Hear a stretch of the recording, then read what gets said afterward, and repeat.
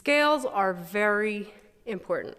They are probably the most important thing you can practice when you're playing an instrument, whether you're a beginner or even an advanced player. They are the fundamental language of what we do.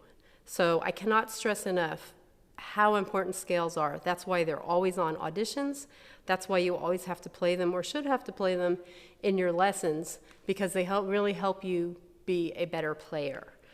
Now, the scales for the All-State audition are pretty straightforward scales. You have some major scales and some minor scales.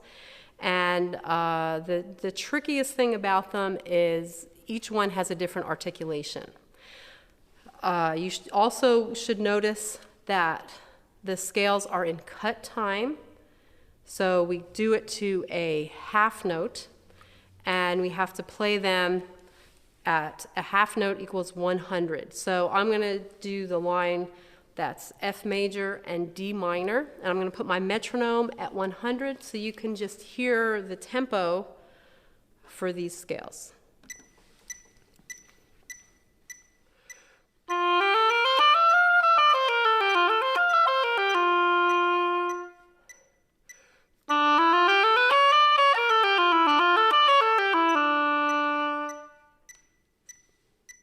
So they're pretty quick, and as with any kind of technical practice, you should practice them slowly.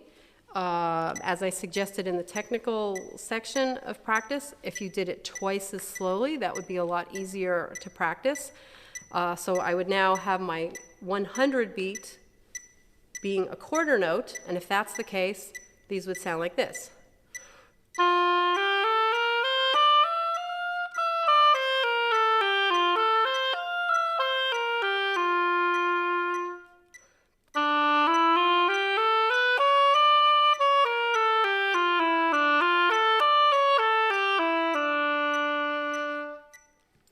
So that's how they would sound if you play them slowly, and I would again recommend playing all of these very slowly, because that is the best way to learn the fingerings.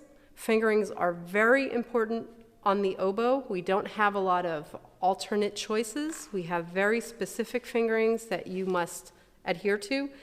And I also would recommend that you get some guidance from a teacher or a band director or somebody who knows about the correct fingerings. You will have different fingerings depending on the model oboe you have. And it's very important for you to know which model you have, so which fingerings you have available to you. Some people have to play forked F and regular F, and some people have the left hand F key, where they can have a whole different assortment of options as far as fingering these scales. And it gets very important when we get into further scales, like the key signatures of 4 flats, which we also have in the solo, which is a very tricky key signature. I think it's one of the hardest key signatures to deal with, and it's really important that you know how that works on your oboe. So, I mean, it would take too long to describe all the options now, but it would be really good for you to have someone advise you which fingerings to use to make it easier to play.